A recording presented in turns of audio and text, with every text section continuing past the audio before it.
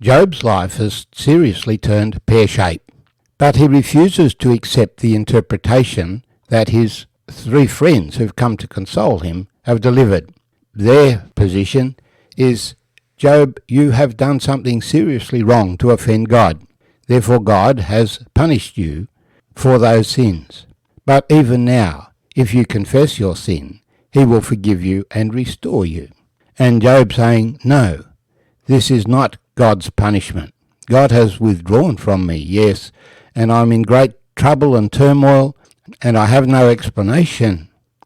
But I know my Redeemer lives.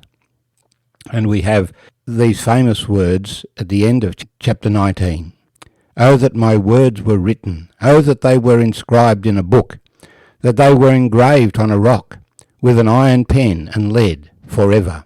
For I know that my Redeemer lives, and he shall stand at last on the earth. And after my skin is destroyed, this I know, that in my flesh I shall see God, whom I shall see for myself, and my eyes shall behold, and not another. How my heart yearns within me. This idea that trouble should come, but not have a cause in a person's own sin, is against all of the traditional understanding that his three friends have. They completely repudiate the idea that things could go so seriously wrong with a person, that God would do something so seriously against a person when that person had done nothing wrong. After Job has expressed his confidence that he will be vindicated by his Redeemer in the end, in his sixth speech, immediately Zophar the Naamathite answered and said, Therefore my anxious thoughts make me answer, because of the turmoil within me. I have heard the rebuke that reproaches me, and the spirit of my understanding causes me to answer. Do you not know this of old, since man was placed on earth, that the triumphing of the wicked is short, and the joy of the hypocrite is but for a moment? Though his haughtiness mounts up to the heavens, and his head reaches to the clouds, yet he shall perish forever like his own refuse. Those who have seen him will say, Where is he? He will fly away like a dream, and not be found. Yes, he will be chased away like a vision of the night. The eye that saw him will see him no more, nor will his place behold him any more. His children will seek the favour of the poor, and his hands will restore his wealth. His bones are full of his youthful vigour, but it will lie down with him in the dust. Though evil is sweet in his mouth, and he hides it under his tongue, though he spares it and does not forsake it, but still keeps it in his mouth, yet his food in his stomach turns sour. It becomes cobra venom within him. He swallows down riches and vomits them up again. God casts them out of his belly. He will suck the poison of cobras. The viper's tongue will slay him. He will not see the streams, the rivers flowing with honey and cream. He will restore that for which he laboured, and will not swallow it down. From the proceeds of business he will get no enjoyment, for he has oppressed and forsaken the poor. He has violently seized a house which he did not build. Because he knows no quietness in his heart, he will not save anything he desires. Nothing is left for him to eat. Therefore his well-being will not last. In his self-sufficiency he will be in distress. Every hand of misery will come against him. When he is about to fill his stomach, God will cast on him the fury of his wrath, and will rain it on him while he is eating. He will flee from the iron weapon. A bronze bow will pierce him through. It is drawn and cast out of his body.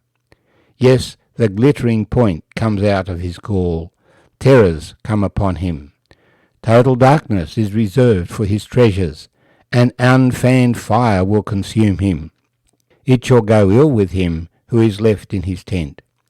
The heavens will reveal his iniquity, and the earth will rise up against him. The increase of his house will depart, and his goods will flow away in the day of his wrath. This is the portion from God for a wicked man, the heritage appointed to him by God.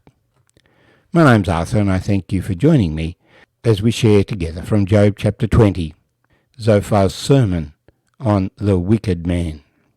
He begins by expressing the anger that is within him, because he feels that Job is reproaching him. Job has said, "You claim to be wise men, but you have no understanding." Here he is claiming that he does have understanding. He knows the wisdom of old, and Job should know it as well. The wisdom of old is that God punishes the wicked. Though he be a hypocrite, his success is short-lived. His evil will be revealed at the end.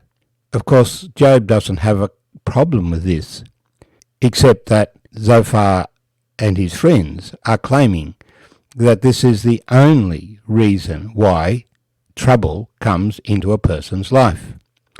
And Job maintains that while this is one source of trouble, it is not the only source of trouble. And the trouble doesn't necessarily come to a wicked man while he is alive. So it is true that wicked men rise up. They pretend to be what they are not. They boast of their possessions, they boast of their power, they boast of their beauty, and yet they will be cut down. They will cease to exist. People will fear them no more. And his children, instead of living in wealth and luxury, will live in poverty. The evil person is described here as the one who holds on to evil secretly in his mouth.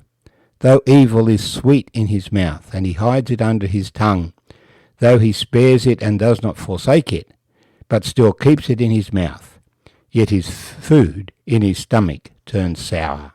It becomes cobra venom within him.